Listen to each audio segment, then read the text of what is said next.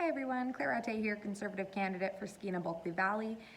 It's been a long weekend. I was in Prince Rupert all weekend, door knocking, and just wanted to give everybody a quick update. Prince Rupert was awesome. We had great weather. We got to over 1,000 doors, and everyone was so kind and so supportive, so I really appreciate that. Can't wait to go back and finish up the rest of the doors there.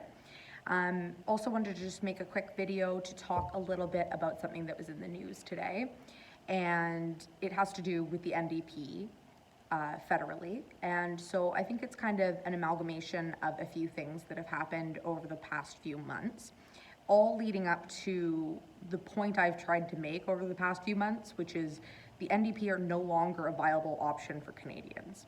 When you vote for the NDP, when you vote for an NDP candidate in your riding, you are essentially just giving a vote to Trudeau, and I think most of us are trying to avoid that.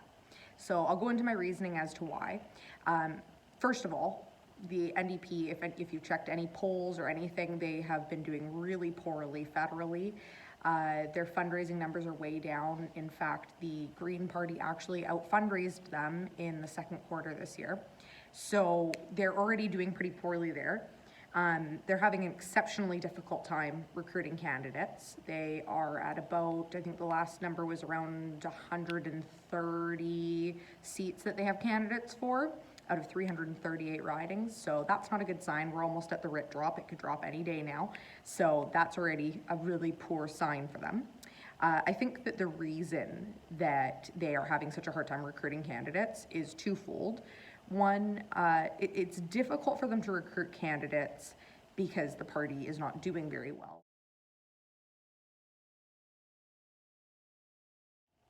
And there's also issues around their recruitment process for candidates. So they have a bunch of basically regulations around recruiting candidates based on things like gender, wanting to have more women involved, based on things like race, religion, anything that they believe is something that could be used to marginalize someone so that they appear to be more of the tolerant left and including everyone. Putting people in positions simply because they are someone that you have deemed is in a minority and you're going to tokenize them, that's not appropriate. That's not good policy in politics. And of course, we know this doesn't work because we have seen that in the last federal election in 2015 with the Liberal government trying to get gender parity in their cabinet. And the reason it doesn't work is because you should not vote for somebody simply because they are a woman. That doesn't make them better than men. That doesn't make them a better candidate just because they're a woman. They should be put in that position because they're actually best suited for that job. So, you know, if that was a valid argument, I would be using it right now. I'm the only woman that's running in this riding. All of my competitors are male. I'm not using that argument because it's not a valid argument. I want people to vote for me because I'm the best person for the job, not because I'm a woman, not because I'm marginalized, not because I'm a youth or a millennial or whatever it might be, but because I actually have the ability to do the job.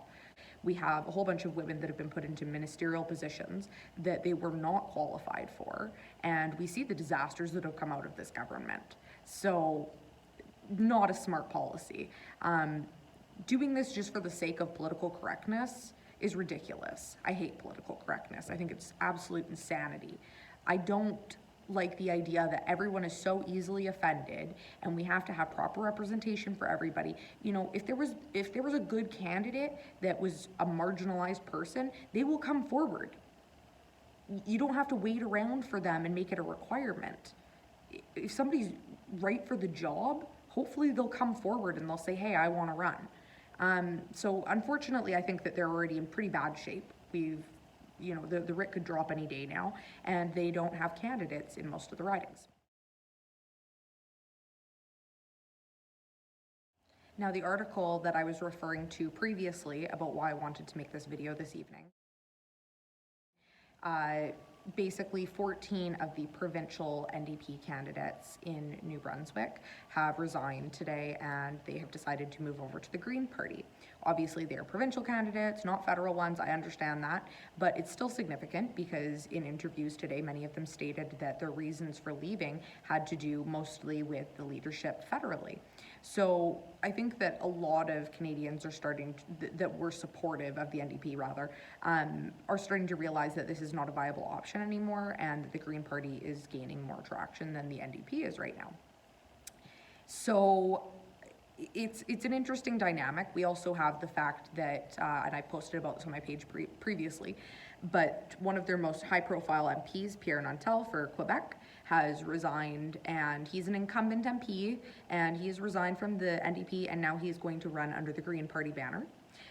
They've lost over a third of their incumbent MPs. They will not be seeking re-election. That's a significant number. Obviously, this happens to every party. People resign, retire for different reasons. It doesn't have to do necessarily with the direction that the party's taking or with the leadership. But I think that that's a significantly high number of them. It should show people that there's something that's not sitting well with people that are involved in the party right now.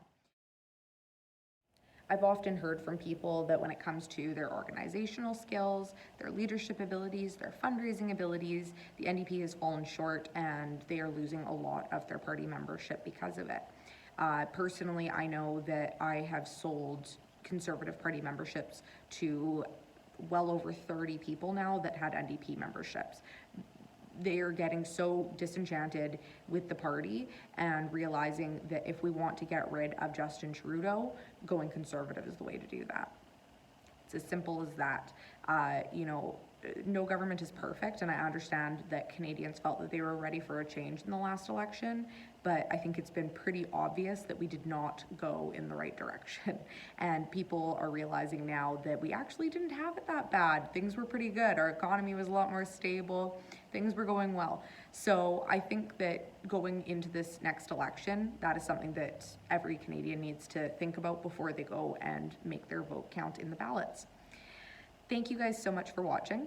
Appreciate it. I appreciate all of the kind comments I've been receiving and messages. As always, you know where to reach me. I give everyone my cell number. I love hearing from you guys. I love sitting down and meeting with people, so feel free to reach out. Share this around with friends and family.